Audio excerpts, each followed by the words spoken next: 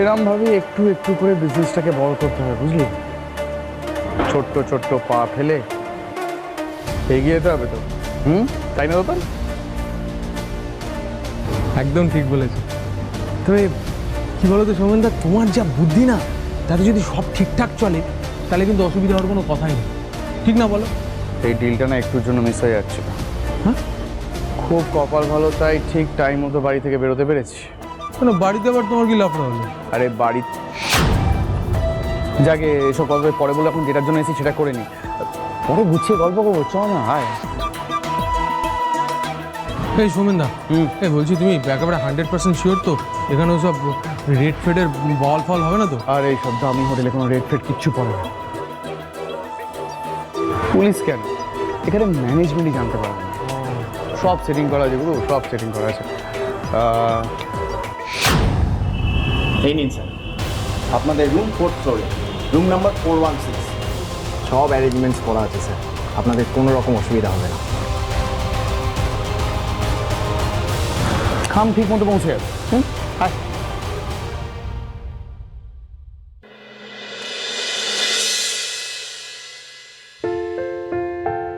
আজকে সারাদিন যে আমি টেনশনে ছিলাম না, কি বলবো। তুই এতদিন ধরে এই ডিলটার জন্য এত খেটেছিস। যাক বাবা, ডিলটা যে ফাইনাল হয়ে গেছে এটাই আমার শান্তি। আমি জানি তুই এবার যথেষ্ট পরিশ্রম করে এটাকে অনেক বড় করবি। এনে প্রসাদটা মুখে দে তো ভাই। দিদি, তুমি তো জানো আমি ভগবানে বিশ্বাস করি না। আচ্ছা, আমি দিচ্ছি তাও খাবি না? আচ্ছা বেশ, তুমি আমায় দিচ্ছ বলে আমি খাচ্ছি। আমি তোমার বিশ্বাসটাকে সম্মান করি।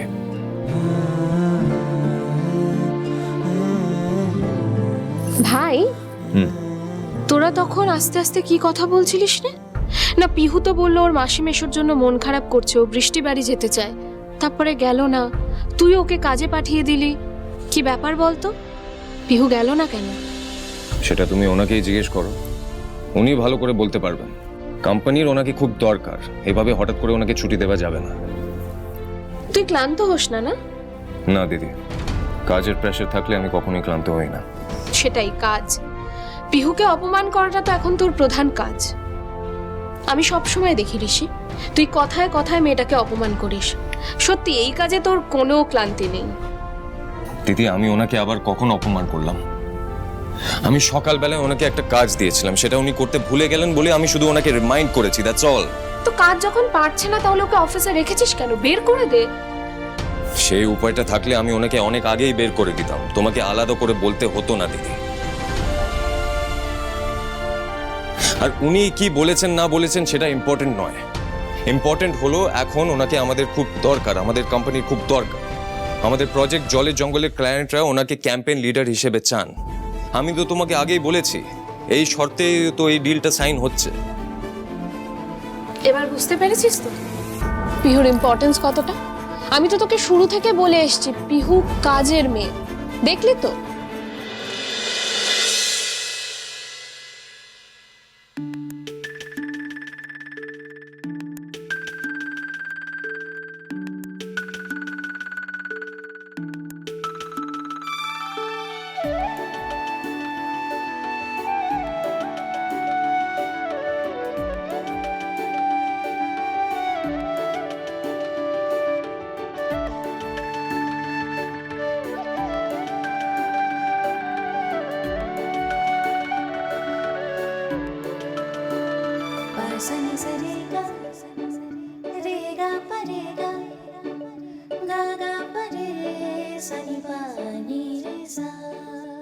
দেখ ভাই, আমি জানি পিহু তোর কোম্পানিতে চাকরি করে বলে তুই পিহুকেও তোর মতো discipline, punctual, hard working, serious করে তুলতে চাস।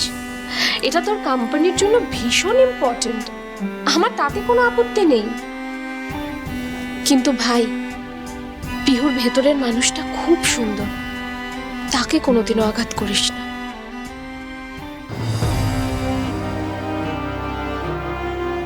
তোর কাছে আমার একটাই অনুরোধ, পিহুকে কাজ দে ঠিক আছে, কিন্তু কাজের নামে ওকে শাস্তি দিস না প্লিজ।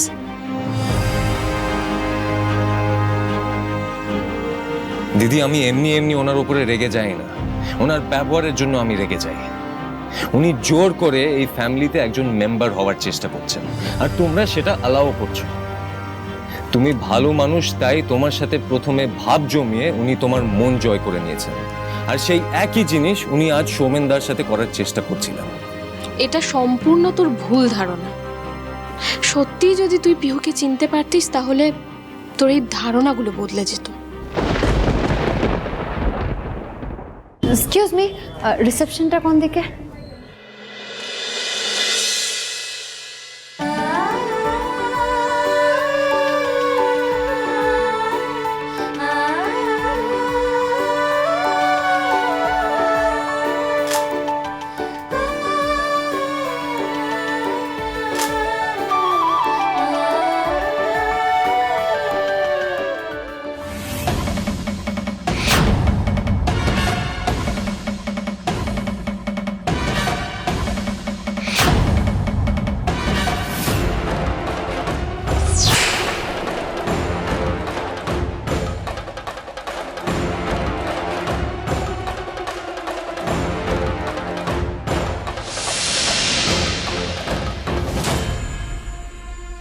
তুই যদি সত্যি পিহুর সাথে এতটা কঠিন না হতিস, কিংবা ওর প্রতি তোর যদি সামান্য কনসার্নটুকু থাকতো না ভাই, তাহলে তুই ওকে একা এত বড় কাজ দিয়ে হোটেলে পাঠাতে পারতিস না।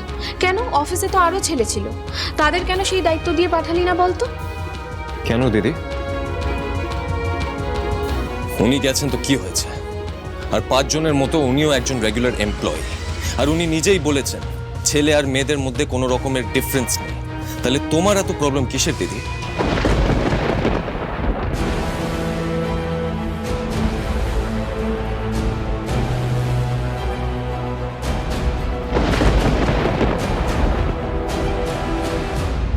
সরি, আপনি ঠিক আছেন? লাগেনি তো?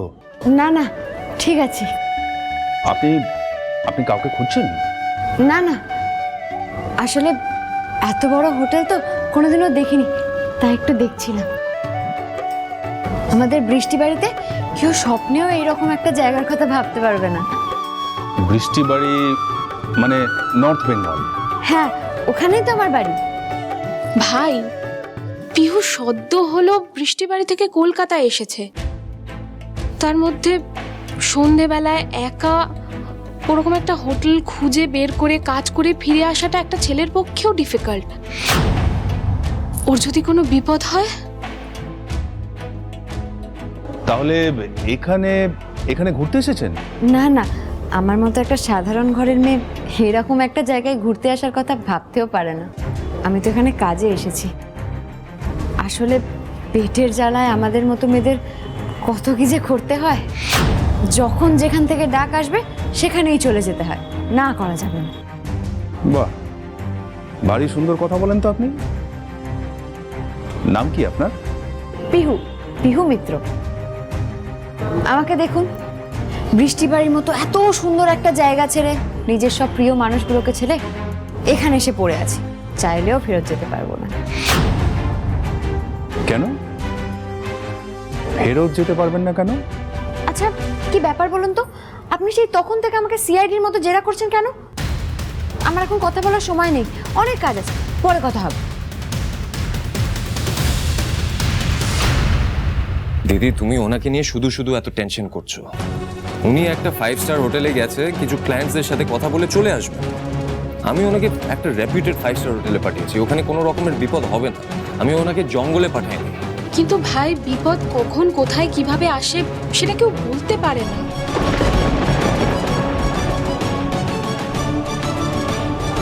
শোনো, আমাদের কাছে একদম ঠিক ইনফরমেশন আছে। পুরো টিমকে অ্যালার্ট করে দাও, আজ রাতেই অপারেশন হবে। ওই মেয়েটাই আমাদের ফার্স্ট টার্গেট।